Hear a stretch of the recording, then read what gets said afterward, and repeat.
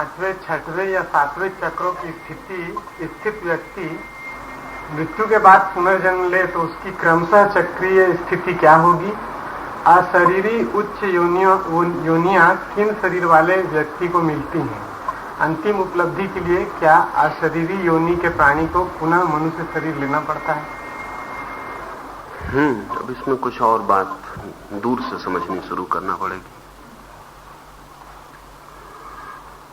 7 शरीर की मैंने बात कही। 7 शरीरों को ध्यान में रख के हम पूरे अस्तित्व को भी 7 विभागों में बांटते हैं।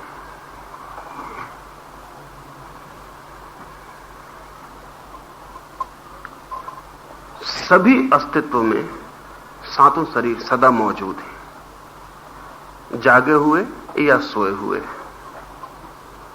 सक्रिय या निष्क्रिय, विकृत या स्वरूप स्थित, लेकिन मौजूद है। एक धातु का टुकड़ा पड़ा है, एक लोहे का टुकड़ा पड़ा है, इसमें भी 7 शरीर मौजूद है, लेकिन 7 ही सोए हुए, 7 ही निष्क्रिय। इसलिए लोहे का टुकड़ा मरा हुआ मालूम पड़ता है।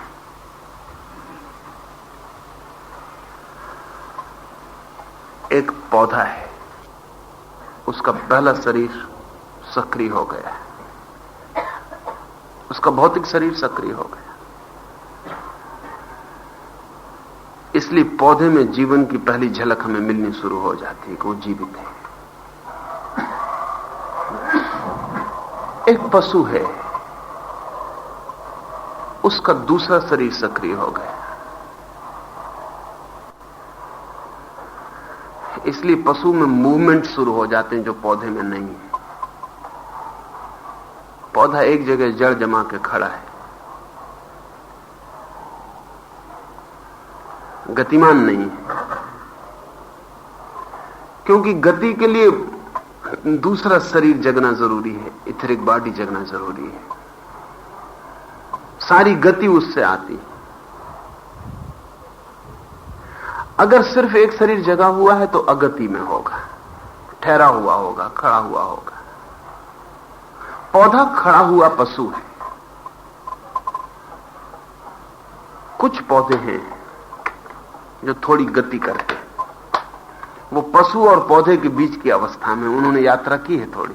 जैसे अफ्रीका के दलदलों में कुछ पौधे हैं जिनकी जड़ों से वो पकड़ने छोड़ने का काम करते हैं, थोड़ा हटते हैं इधर उधर। वो पशु और पौधे के बीच की संक्रमण कड़ी है। पशु में दूसरा शरीर भी सक्रिय हो गया है। सक्रिय का मतलब सजग नहीं,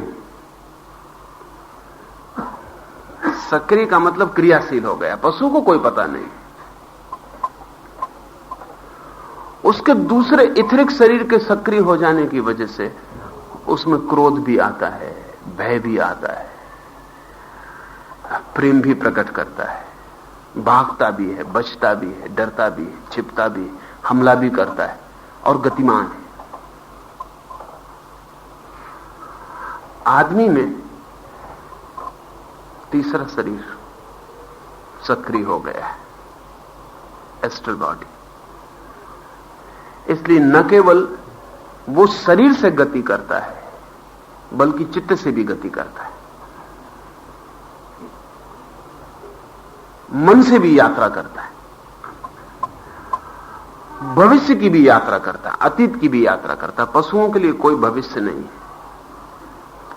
पशु कभी चिंतित और तनावग्रस्त नहीं दिखाई पड़ते, क्योंकि सब चिंता भविष्य की चिंता है। कल क्या होगा वही गहरी चिंता है। लेकिन पशु के लिए कल नहीं है, आज ही सब कुछ है। आज भी नहीं है उसके अर्थों में तो, क्योंकि जिसको कल नहीं है उसको आज का क्या मतलब है। जो है वो है। मनुष्य में और भी सूक्ष्म गति आई। वो गति उसके मन की गति है, वो तीसरे एस्ट्रल बॉडी से आई है। वो अब मन से भविष्य की भी कल्पना करता है, मृत्यु के बाद भी क्या होगा इसकी भी चिंता करता है, मरने के बाद कहां जाऊंगा नहीं जाऊंगा उसकी भी चिंता करता है, जन्म के पहले कहां था नहीं था उसकी भी फिक्र करता है। चौथा शरीर थोड़े से मनुष्यों में सक्रिय होता है, सभी मनुष्यों में नहीं। और जिन मनुष्यों में चौथा शरीर सक्रिय हो जाता है, मनुष्य शरीर, अगर वे मरे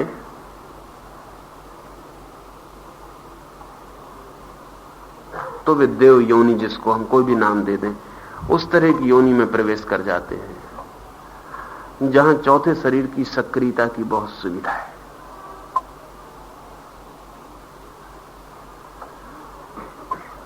तीन शरीरों तक आदमी आदमी रहता है, सक्रिय रहे तो। चौथे शरीर से आदमी के ऊपर की योनियां शुरू होती, लेकिन चौथे शरीर से एक फर्क समझ लेना जरूरी होगा। अगर चौथा शरीर सक्रिय हो जाए तो आदमी को शरीर लेने की संभावना कम और अशरीरी अस्तित्व की संभावना बढ़ जाती। लेकिन जैसा मैंने कहा कि सक्रिय और सचेतन का फर्क याद रखना। अगर सिर्फ सक्रिय हो और सचेतन ना हो तो उसे हम प्रेत योनि कहेंगे, और अगर सक्रिय हो और सचेतन भी हो तो देव योनि कहेंगे। प्रेत में और देव में उतना ही फर्क है, उन दोनों का चौथा शरीर सक्रिय हो गया। लेकिन प्रेत के चौथे शरीर की सक्रियता का उसे कोई बोध नहीं, वो अवेयर नहीं है उसके प्रति, और देव को उस चौथे शरीर की सक्रियता का बोध है, वो अवेयर है। इसलिए प्रेत अपने चौथे शरीर की सक्रियता से हजार तरह के नुकसान करता रहेगा, खुद को भी दूसरों को भी, क्योंकि मूर्छा सिर्फ नुकसान ही कर सकती है।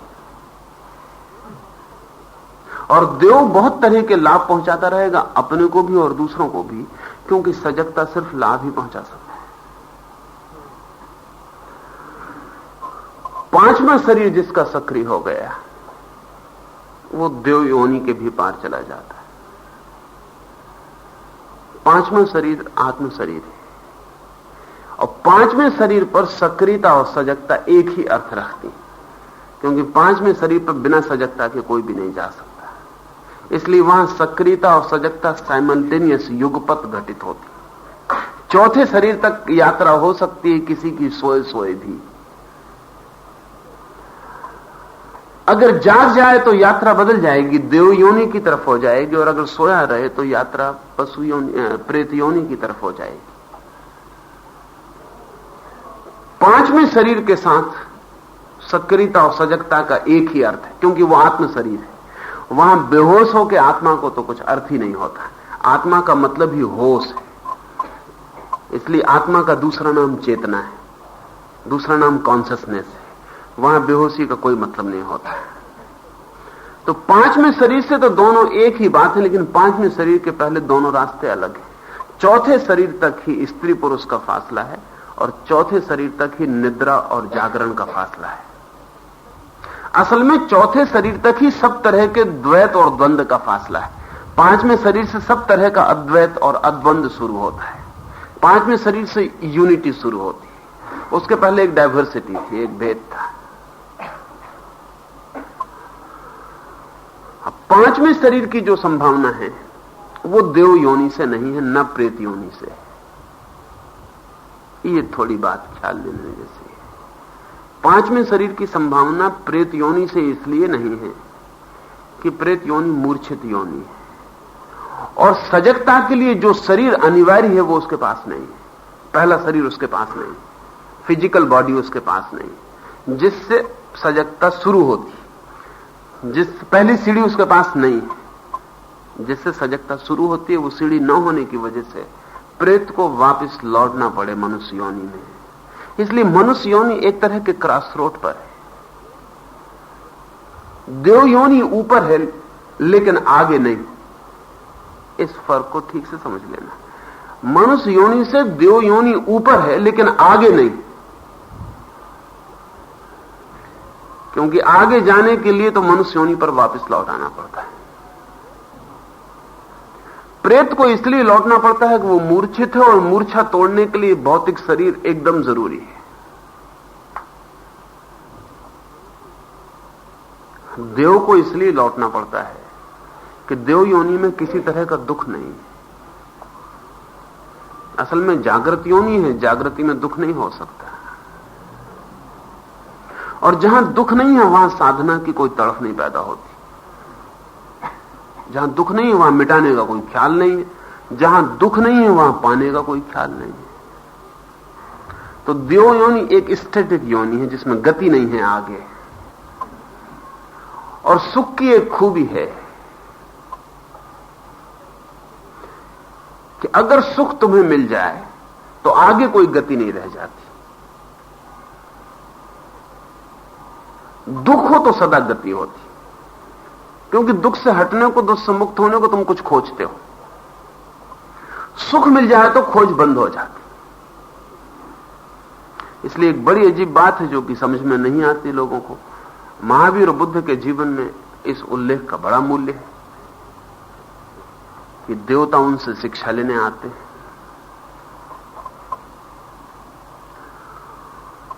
और जब कोई बुद्ध को, महावीर को पूछता है कि क्या मजा है कि मनुष्य के पास और देवता हैं, देवता योनि तो ऊपर है, तो मनुष्य के पास वो आए, ये अजीब मामला मालूम होता है। लेकिन अजीब नहीं है। योनि तो ऊपर है लेकिन स्टैटिक योनि है, मूवमेंट खत्म हो गया वहां से आगे कोई गति नहीं है। और अगर आगे गति करनी हो तो जैसे लंबी छलांग लगाने के लिए थोड़ा पीछे लौटना पड़ता है, फिर छलांग लगानी पड़ती। ऐसा देह योनि से वापस लौट के मनुष्य योनि पर खड़े होकर छलांग लगती। सुख की एक खूबी यह है कि उसमें आगे गति नहीं हो, दूसरी खूबी यह है कि सुख उबाने वाला है, बोरिंग। सुख से ज्यादा उबाने वाला तत्व दुनिया में दूसरा नहीं। दुख भी इतना नहीं उबाता। दुख में बोर्डम बहुत कम है ही नहीं, सुख में बहुत बोर्डम है। दुखी चित्त कभी नहीं उबता, इसलिए दुखी समाज असंतुष्ट समाज नहीं होता।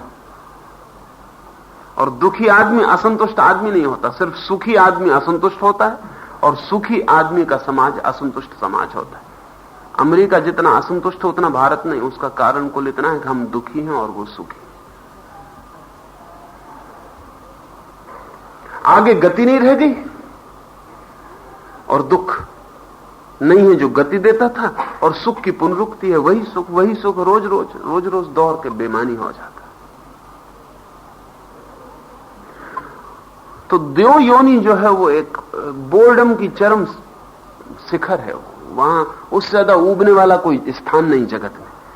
वहां जाके जैसा ऊब पैदा होती, लेकिन वक्त लगता ऊब पैदा होने में, और फिर संवेदना के ऊपर निर्भर करता है। जितनी संवेदनशील व्यक्ति होगा उतनी जल्दी ऊब जाएगा, जितना संवेदनहीन व्यक्ति होगा उतनी देर तक ऊबेगा, नहीं भी ऊबे। भैंस एक ही घास को रोज चरती रहती और जिंदगी भर में नहीं ऊबती। संवेदना जैसी चीज बहुत कम है। जितना संवेदना होगी, जितनी सेंसिटिविटी होगी, उतना ऊब जल्दी पैदा हो जाएगी। क्योंकि संवेदनशीलता जो वो नए की तलाश करती है और नया चाहिए।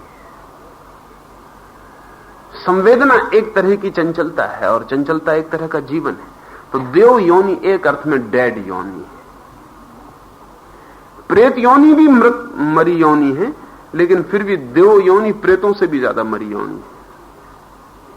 क्योंकि प्रेतों की दुनिया में एक अर्थ में ऊब बिल्कुल नहीं है, क्योंकि दुख काफी है और दुख देने की सुविधा काफी है।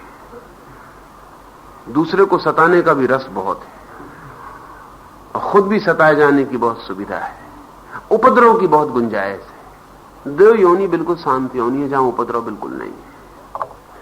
तो दो योनि से जो लौटना होता है वो लौटना होता है ऊब के कारण। अंततः जो लौटना है वहां से वो बोर्डम की वजह से। और ध्यान रहे, इस लिहाज से वो मनुष्य योनि से ऊपर है कि वहां संवेदनशीलता बहुत बढ़ जाती है। और हम जिन सुखों से वर्षों में नहीं उठते, उन सुखों से उस योनि में एक बार भी भोगने से ऊब पैदा हो जाती। इसलिए तुमने पढ़ा होगा पुराणों में कि देवता पृथ्वी पर जन्म लेने को तरसते। अभी हैरानी की बात, उनके तरसने का कोई कारण नहीं, क्योंकि यहां पृथ्वी पर सब देव योनि में जाने को तरस रहे हैं। और ऐसी भी कथाएं हैं कि कोई देवता उतरेगा और पृथ्वी पर किसी स्त्री को प्रेम करने आएगा। ये कथाएं सूचक है। कोई अप्सरा उतरेगी पृथ्वी पर और किसी पुरुष से प्रेम करेगी। ये कथाएं सूचक है, ये चित्त की सूचक है। ये कह रही हैं कि उस योनि में सुख तो बहुत है, लेकिन सुख नीरस हो जाता है। सुख सुख सुख, उसके बीच में अगर दुख के क्षण न हो तो उबाने वाला हो जाता है। और अगर कभी हमारे सामने दोनों विकल्प रखे जाएं कि अनंत सुख चुन लो, सुख ही सुख रहेगा, कभी ऐसा क्षण न आएगा कि तुम्हें लगे कि दुख, और अनंत दुख चुन लो, दुख ही दुख रहेगा, तो बुद्धिमान आदमी दुख को चुन लेगा।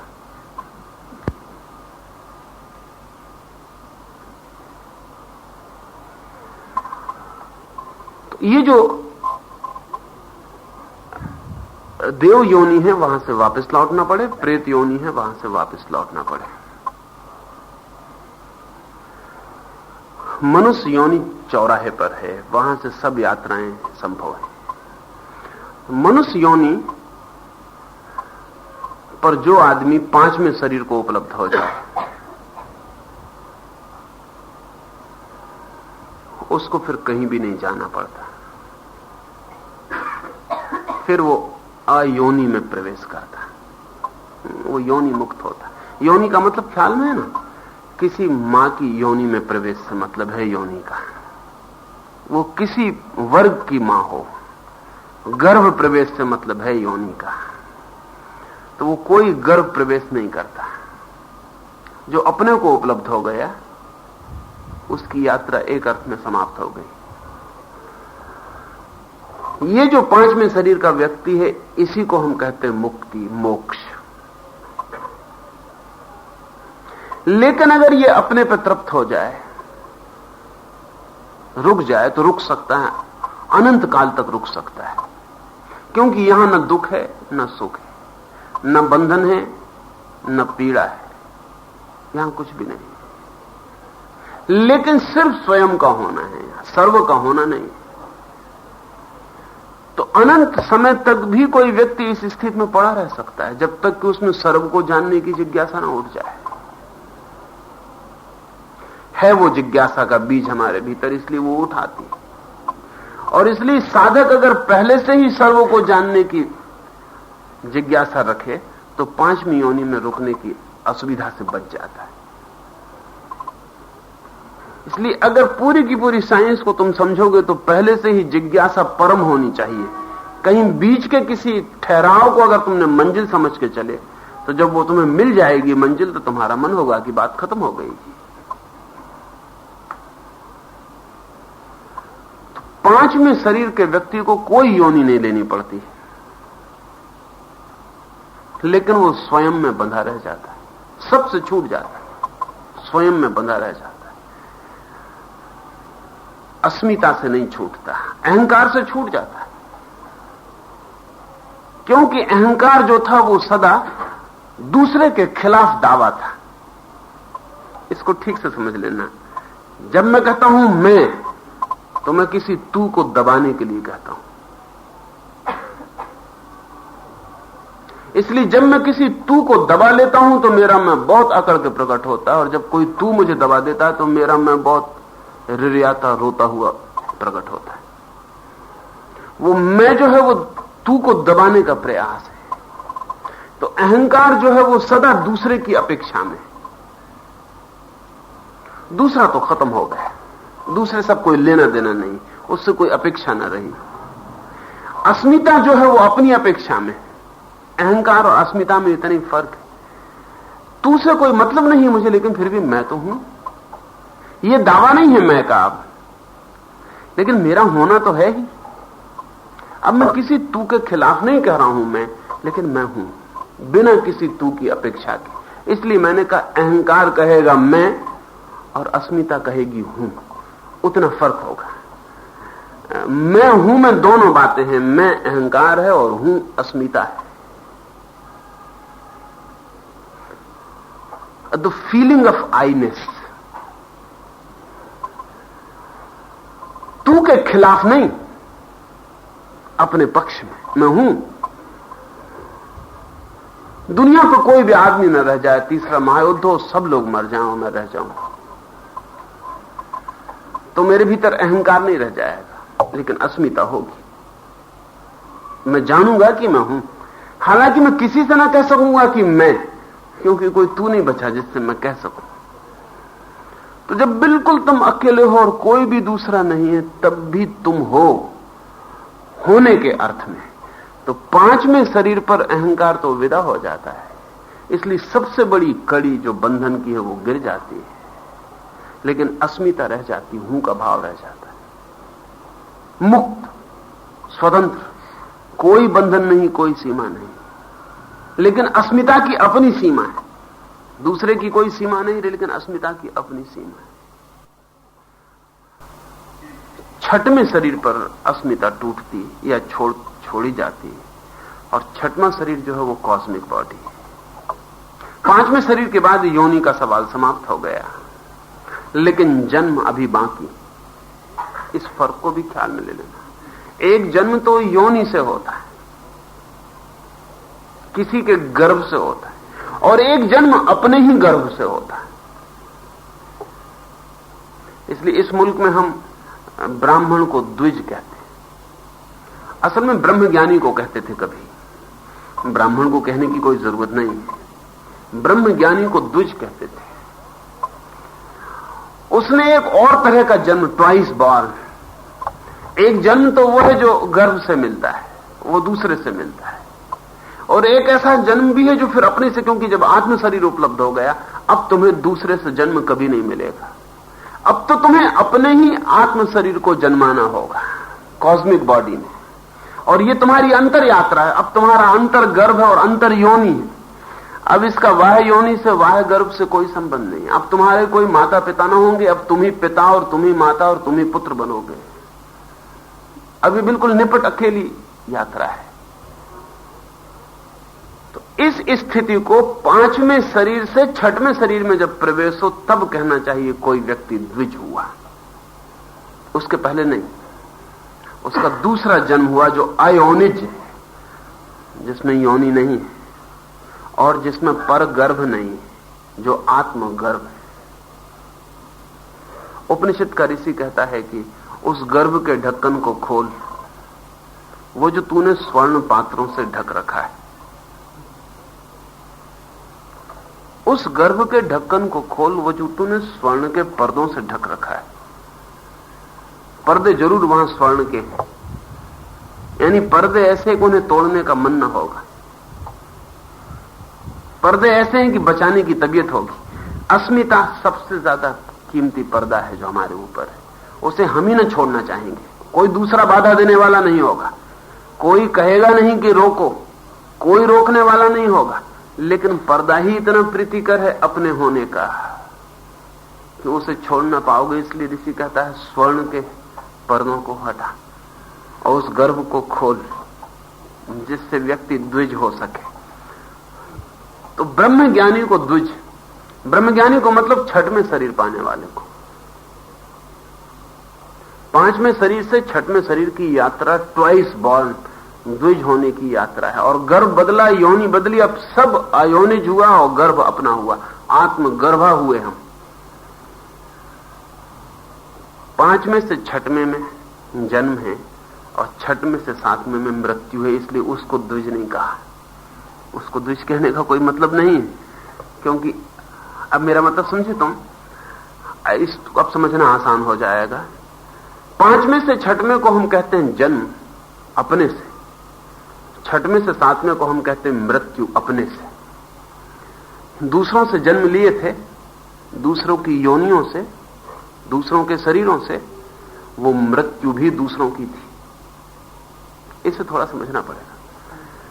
जब जन्म दूसरे से था तो मृत्यु तुम्हारी कैसे हो सकती है? जन्म तो मैं दूंगा अपने माता पिता से और मरूंगा मैं, ये कैसे हो सकता है? ये दोनों छोर असंगत हो जाएंगे, ये दोनों छोर असंगत हो जाएंगे। जब जन्म पर आया है तो मृत्यु मेरी नहीं हो सकती। जब जन्म दूसरे से मिला है तो मृत्यु भी दूसरे की है। फर्क इसलिए है कि उस बार में एक योनि से प्रकट हुआ था, इस बार दूसरी योनि में प्रवेश करूंगा इसलिए पता नहीं चल रहा। उस वक्त आया था तो दिखाई पड़ गया था, अब जा रहा हूं तो दिखाई नहीं पड़ रहा। समझ रहे हो ना तुम? जन्म जो है उसके पहले मृत्यु है। कहीं तुम मरे थे, कहीं तुम जन्मे हो। जन्म दिखाई पड़ता है, तुम्हारी मृत्यु का हमें पता नहीं। अब तुम्हें एक जन्म मिला एक मां बाप से, एक शरीर मिला, एक देह मिली, एक 70 साल 100 साल दौड़ने वाला एक यंत्र मिला। ये यंत्र 100 साल बाद गिरेगा। इसका गिरना उसी दिन से सुनिश्चित हो गया जिस दिन तुम जन्मे। गिरना कब गिरेगा नहीं उतना महत्वपूर्ण है, गिरना जन्म के साथ ही तय हो गया कि तुम मरोगे। जिस योनि से तुम जन्म लाए उसी योनि से तुम मृत्यु भी ले आए, साथ ही ले आए। असल में जन्म देने वाली योनि में मृत्यु छिपी ही है, सिर्फ फासला पड़ेगा 100 साल का। इस 100 साल में तुम एक छोर से दूसरे छोर की यात्रा पूरी करोगे, और जिस जगह से तुम आए थे ठीक उसी जगह वापस लौट जाओगे। तो जो जन्म दूसरे की योनि से हुआ है वो मृत्यु भी दूसरे की ही योनि से जन्मे शरीर की है, वो मृत्यु भी पर आई है। तो ना तो तुम जन्मे हो अभी और ना तुम अभी मरे हो कभी, कि जन्म में भी दूसरा माध्यम था, मृत्यु में भी दूसरा ही माध्यम होने को। 5वें शरीर से तो तुम 6वें शरीर में ब्रह्म शरीर में प्रवेश करोगे, आत्म शरीर से तो तुम पहली दफे जन्मोगे, आत्म गर्भा बनोगे, अयोनिज तुम्हारा जन्म होगा। लेकिन तब एक अयोनिज मौत भी आगे प्रतीक्षा करेगी, और ये जन्म जहां तुम्हें ले जाएगा मृत्यु तुम्हें वहां से भी आगे ले जाएगी। क्योंकि जन्म तुम्हें ब्रह्म में ले जाएगा, मृत्यु तुम्हें निर्वाण में ले जाएगी। ये जन्म बहुत लंबा हो सकता है, जीवन अंतहीन हो सकता है। जिनको हम ईश्वर कहें, ऐसा व्यक्ति अगर टिका रहेगा तो ईश्वर बन जाएगा। ऐसी चेतना अगर कहीं रुकी रह जाएगी तो अरबों लोग उसे पूजेंगे, उसके प्रति प्रार्थनाएं प्रेषित की जाएंगी। जिनको हम अवतार कहते, ईश्वर कहते, ईश्वर पुत्र कहते, वो 5वें शरीर से 6वें शरीर में गए हुए लोग हैं। तीर्थंकर कहते वो सब 6वें शरीर में गए हुए लोग। यदि ये चाहें तो इस 6वें शरीर में ये अंत काल तक, अनंत काल तक रुक सकते। इस जगह से ये बड़ा उपकार भी कर सकते हैं। हानि का तो अब कोई उपाय नहीं, कोई सवाल भी नहीं। इस जगह से ये बड़े गहरे सूचक बन सकते हैं। और इस तरह के लोग हैं इस 6वें शरीर में, जो निरंतर प्रयास करते रहते हैं पीछे के यात्रियों के लिए, बहुत तरह के प्रयास करते रहते हैं। इस 6वें शरीर से चेतनाएं बहुत तरह के संदेश भी भेजती रहती हैं। और इस 6वें शरीर के लोगों को, जिनको इनका थोड़ा सा बोध हो जाएगा, वो इनको भगवान से नीचे तो रखने का कोई उपाय नहीं। भगवान वो है ही, उनके भगवान होने में कोई कमी नहीं रहेगी। ब्रह्म शरीर उन्हें उपलब्ध है। जीते जी भी इसमें कोई प्रवेश कर जाता है, जीते जी भी कोई 5वें से 6वें में प्रवेश कर जाता है, ये शरीर भी मौजूद है। और जब जीते जी कोई 5वें से 6वें में प्रवेश कर जाता है तो हम उसे बुद्ध, महावीर, राम और कृष्ण और क्राइस्ट बना लेते हैं। जिनको दिखाई पड़ जाता है वही बना लेते हैं, जिनको नहीं दिखाई पड़ता उनका तो कोई सवाल नहीं। बुद्ध को गांव में एक आदमी को दिखाई पड़ता है कि वो ईश्वर हो गया, दूसरा आदमी को दिखाई पड़ता है कुछ भी नहीं, साधारण तो आदमी है। हमारे जैसे उनको सर्दी जुकाम भी होता है, हमारे जैसे वो बीमार भी पड़ते हैं, हमारे जैसे भोजन भी करते हैं, हमारे जैसे चलते सोते भी हैं, हमारे जैसे मरते भी हैं। तो हम और उनमें फर्क क्या है?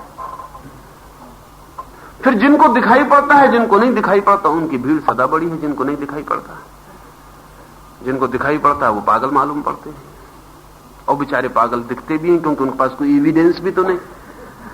असल में दिखाई पड़ने के लिए कोई एविडेंस नहीं होता।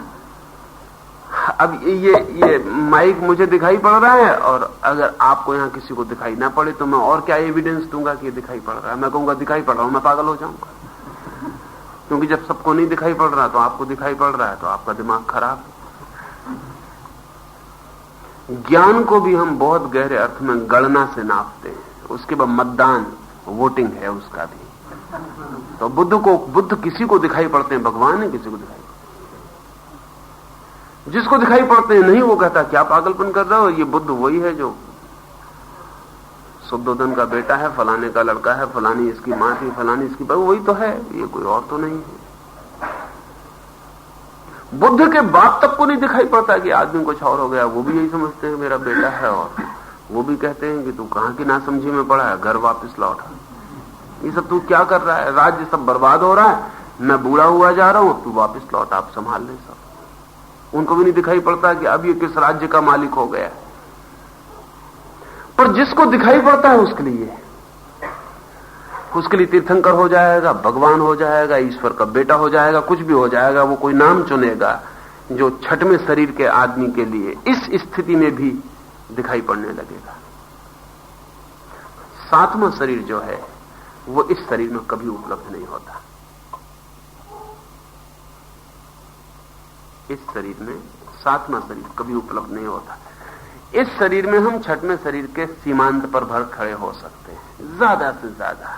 जहां से सातवां शरीर दिखाई पड़ने लगता है, वो छलांग, वो गड्ढ, वो एबिस, वो इटर्निटी दिखाई पड़ने लगती है, वहां हम खड़े हो सकते हैं। इसलिए बुद्ध के जीवन में दो निर्वाण की बात कही जाती है जो बड़ी कीमत की है। एक निर्वाण तो वो जो उन्हें बोधि वृक्ष के नीचे निरंजना के तीर पर हुआ 40 साल मरने के पहले, इसे कहा जाता है निर्वाण।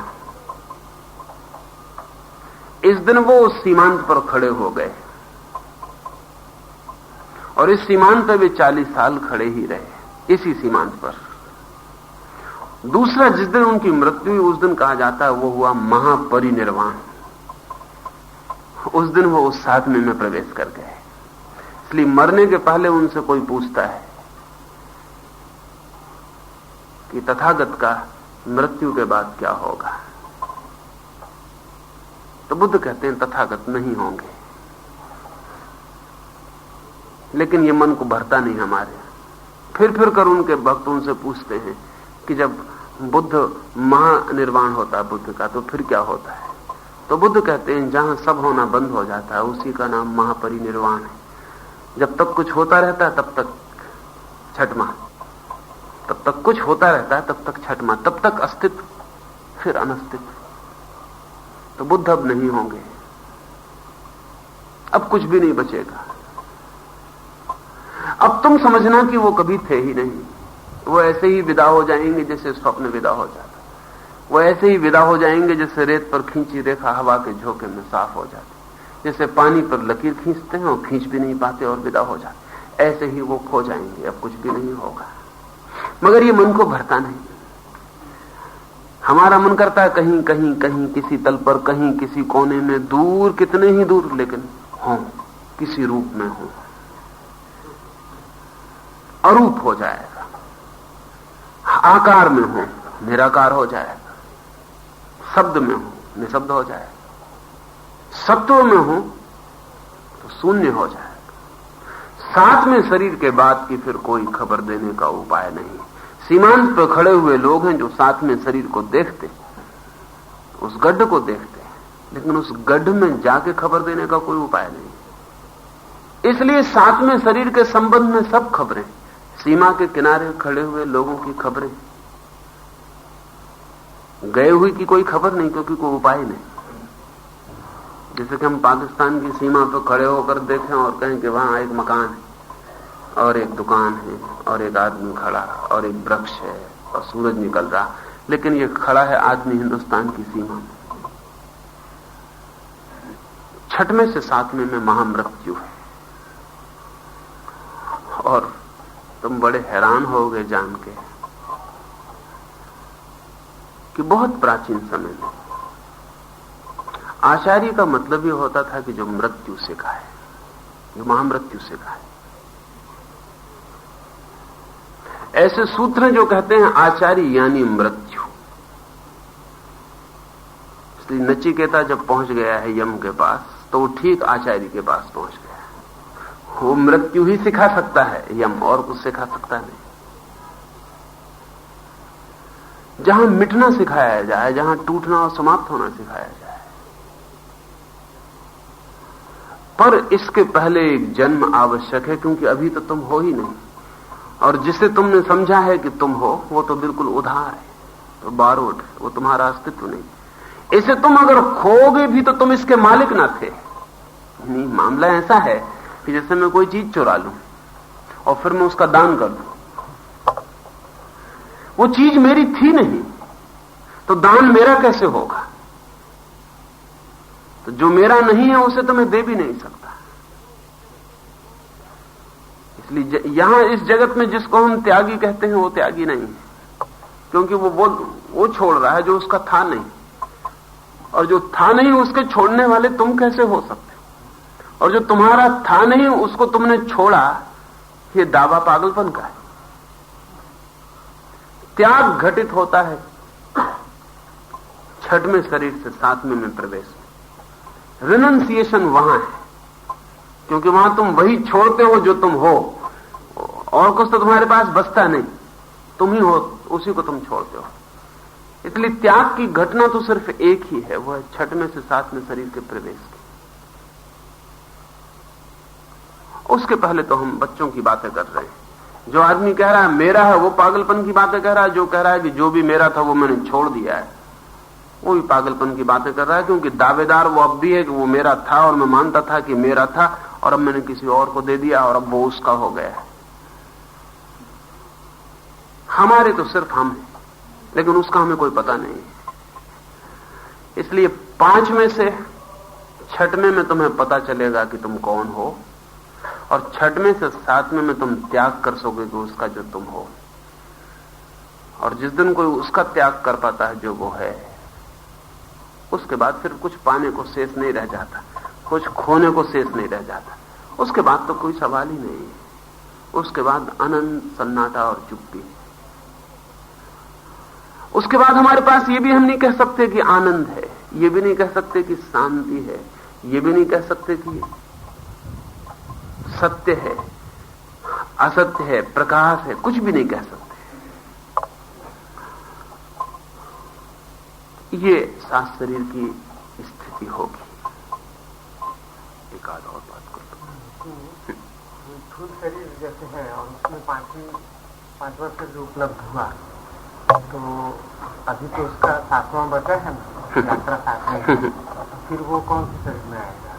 पांचवें शरीर के बाद अगर पांचवा शरीर मनुष्य शरीर में उपलब्ध हुआ, और पांचवा शरीर बिना जागृत हुए उपलब्ध नहीं होता। अगर तुम जाग गए पांचवें शरीर में, जागे बिना उपलब्ध नहीं होता, तो पांचवें शरीर का मिलना और जागना एक ही बात। फिर तुम्हें पहले शरीरों की कोई जरूरत नहीं। अब तो तुम पांचवें शरीर से काम कर सकते हो, तुम जागे हुए आदमी, अब कोई कठिनाई नहीं। अब तुम्हें पहले शरीरों की कोई जरूरत नहीं।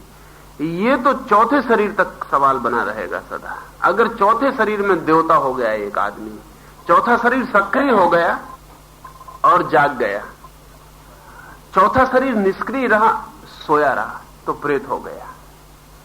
ये दोनों स्थितियों में तुम्हें वापस लौटना पड़ेगा, क्योंकि तुम्हें अभी अपने स्वरूप का कोई पता नहीं चला। अभी तो तुम्हें स्वरूप का पता लगाने के लिए भी पर की जरूरत है। उसके पर के ही आधार पर तुम अभी स्व का पता लगा पाओगे। अभी तो अपने को पहचानने के लिए तुम्हें दूसरे की जरूरत है। अभी दूसरे के बिना तुम अपने को भी न पहचान पाओगे। अभी तो दूसरा ही तुम्हारी सीमा बनाएगा और तुम्हें पहचानने का कारण बनेगा। तो इसलिए चौथे शरीर तक तो कोई भी स्थिति में जन्म लेना पड़ेगा। पांचवें शरीर के बाद जन्म की कोई जरूरत नहीं, अर्थ भी नहीं। पांचवें शरीर के बाद तुम्हारा होना इन सब चार शरीरों के बिना हो जाएगा। लेकिन पांचवें शरीर से भी अभी एक और नए तरह के जन्म की बात शुरू होती है, वो छठवें शरीर में प्रवेश की। वो दूसरी बात है, उसके लिए इन शरीरों की कोई भी जरूरत नहीं है। पांचवें शरीर में जैसे प्रवेश किया चौथे से, तो उसकी मृत्यु के बाद वो स्थूल शरीर नहीं पाता। नहीं, तीर्थंकर यदि जन्म लेना चाहे तो स्थूल शरीर में नहीं। अब ये जो मामला है ये बहुत दूसरी बात है। ये जो बात है ना, ये बिल्कुल दूसरी बात है। थोड़ी सी बात कर लें। अगर तीर्थंकर को जन्म लेना हो, जैसा कि तीर्थंकर जन्म लेता है, तो एक बड़ी मजे की बात है, और वो ये है कि मरने के पहले उसे चौथे शरीर को छोड़ना नहीं पड़ता, और न छोड़ने का एक उपाय है और उसकी विधि है, और वो है तीर्थंकर होने की वासना। तो चौथे शरीर जब छूट रहा हो तब एक वासना बचा लेनी पड़ती है ताकि चौथा न छूट। चौथे के छूटने के बाद तो जन्म ले नहीं सकते, फिर तो तुम्हारा सेतु टूट गया जिससे तुम आ सकते थे। तो चौथे शरीर के पहले तीर्थंकर होने की वासना को बचाना पड़ता है। इसलिए सभी लोग तीर्थंकर होने के योग्य लोग तीर्थंकर नहीं होते। बहुत से तीर्थंकर होने योग्य लोग सीधे यात्रा पर निकल जाते हैं, थोड़े से लोग, और इसलिए उनकी संख्या भी तय कर रखी है। वो संख्या तय करने का कारण है कि उतने से काम चल जाता है, उतने से ज्यादा के लोगों को वैसी वासना रखने की कोई जरूरत नहीं। इसलिए संख्या तय कर रखी है कि इतने युग के लिए इतना तीर्थंकर काफी हो जाएगा, इतने आदमी के लिए इतना तीर्थंकर काफी पड़ेंगे। तो तीर्थंकर की वासना बांधनी पड़ती है, और उस वासना को बड़ी तीव्रता से बांधना पड़ता है, क्योंकि वो आखिरी वासना है, और जरा छूट जाए हाथ से तो बात गई। तो दूसरों को मैं सिखाऊंगा, दूसरों को मैं बताऊंगा, दूसरों को मैं समझाऊंगा, दूसरों के लिए मुझे आना है। वो एक चौथे शरीर में उतने वासना का बीज प्रबल होना चाहिए। अगर वो प्रबल है तो उतरना हो जाएगा। पर उसका मतलब यही हुआ कि अभी चौथे शरीर को छोड़ा नहीं, पांचवें शरीर पर पैर रख लिया, लेकिन चौथे शरीर पर एक खूंटी गाड़ रखी। वो इतनी शीघ्रता से उखड़ती है कि अक्सर मुश्किल मामला है बहुत। इसलिए तीर्थंकर बनाने की प्रोसेस है, और इसलिए तीर्थंकर स्कूल्स में बनते हैं, वो इंडिविजुअल्स नहीं। जैसे कि एक स्कूल साधना कर रहा है, कुछ लोग साधक साधना कर रहे हैं, और उनमें वो एक आदमी को पाते हैं जिसमें कि शिक्षक होने की पूरी योग्यता है, जो जानता है उसे कह सकता है, जो जानता है उसे बता सकता है, जो जानता है उसे दूसरे तक कम्युनिकेट कर सकता है। तो वो स्कूल उसके चौथे शरीर पर खूंटियां गाड़ना शुरू कर देगा, और उसको कहेगा कि तुम चौथे शरीर की फिक्र करो, ये चौथा शरीर खत्म ना हो जाए, क्योंकि तुम्हारा ये चौथा शरीर काम पड़ेगा, इसको बचा लो। और इसको बचाने के उपाय सिखाए जाएंगे, और इसको बचाने के लिए उतनी मेहनत करनी पड़ती जितना छोड़ने के लिए नहीं करनी पड़ती, क्योंकि छोड़ना तो एकदम सरलता से हो जाता है। और जब सब नाव की खूंटियां उखड़ गई हो, और पाल खिंच गया हो, और हवा भर गई हो, और दूर का सागर पुकार रहा हो, और आनंद ही आनंद हो, तब वो जो एक खूंटी है उसको रोकना कितना कठिन है, उसका हिसाब लगाना मुश्किल। इसलिए तीर्थंकर को हम कहते हैं तुम महाकरुणावान हो। उसका और कोई कारण नहीं, क्योंकि उसकी करुणा का बड़ा हिस्सा तो यही है कि जब उसे जाना था, जब जाने की सब तैयारी पूरी हो गई थी, तब उनके लिए वो रुक गया है जो तट पर अभी हैं और जिनकी नावें अभी तैयार नहीं। उसकी नाव बिल्कुल तैयार थी। अब उस तट के कष्ट झेल रहा, उस तट की धूल भी झेल रहा, उस तट की गालियां भी झेल रहा, उस तट के पत्थर भी झेल रहा है, और उसकी नाव बिल्कुल तैयार थी, और वो कभी भी जा सकता था। वो नाहक रुक गया इन सब के बीच, और ये सब उसे मार भी सकते, हत्या भी कर सकते। तो उसकी करुणा का कोई अंत नहीं, लेकिन उस करुणा की वासना स्कूल में पैदा होती थी। इंडिविजुअल साधक तो कभी तीर्थंकर नहीं हो पाते, वो तो बहुत, उनको पता ही नहीं चलता, तब खूंटी उखड़ जाती। जब नाव चल पड़ती तब उनको पता चलता है कि तो गया मामला, वो तट दूर छूटा जा रहा है। इसलिए खूंटी के लिए बहुत तरह का, और इस सब की सहायता के लिए जैसे मैंने कहा कि छठवें शरीर को जो लोग उपलब्ध हैं, जिनको हम ईश्वर कहें, छठवें शरीर को जो लोग उपलब्ध हैं वो भी कभी इसमें सहयोगी होते हैं। किसी व्यक्ति को इस योग पाकर कि इसको अभी तट से नहीं छूटने देना है, वो हजार तरह के प्रयास करते हैं। इसके लिए देवता भी सहयोगी होते हैं। जैसा मैंने कहा कि वो शुभ में सहयोगी होंगे, वो हजार प्रयास करते हैं, इस आदमी को प्रेरणा देते हैं कि ये खूंटी एक बचा लेना, ये खूंटी हमें दिखाई पड़ती, तुम्हें दिखाई नहीं पड़ती, लेकिन इसको तुम बचा लेना। तो जगत एकदम अनार्किक नहीं है, अव्यवस्था नहीं है, उसमें बड़ी गहरी व्यवस्थाएं हैं, और व्यवस्थाओं के भीतर व्यवस्थाएं हैं। और कई दफा बहुत तरह की कोशिश की जाती है, फिर भी गड़बड़ हो जाती है। जैसे कृष्णमूर्ति के संबंध में खूंटी गाड़ने की बहुत कोशिश की गई, वो नहीं हो सका। एक पूरा स्कूल बहुत मेहनत किया, तो खूंटी गाड़ने की कोशिश थी, वो नहीं हो सका, वो प्रयास असफल चला गया। उसमें पीछे से भी लोगों का हाथ था, उसमें दूरगामी आत्माओं का हाथ भी था, उसमें 6वें शरीर के लोगों का हाथ भी था, 5वें शरीर के लोगों का हाथ भी था, उसमें 4थे शरीर के जागृत लोगों का भी हाथ था, और उसमें हजारों लोगों का हाथ था। और ये कोशिश थी कि कृष्णमूर्ति को चुना गया था, और 2-4 बच्चे चुने गए थे जिनसे संभावना थी कि जिनको तीर्थंकर बनाया जा सके। चूक गई वो बात, नहीं हो सकी, वो खूंटी नहीं गाड़ी जा सकी। कृष्णमूर्ति से तीर्थंकर उनका जो फायदा मिल सकता था जगत को, वो नहीं मिल सकता। मगर वो दूसरी बात, उससे कोई मतलब नहीं है। फिर कल बात करेंगे।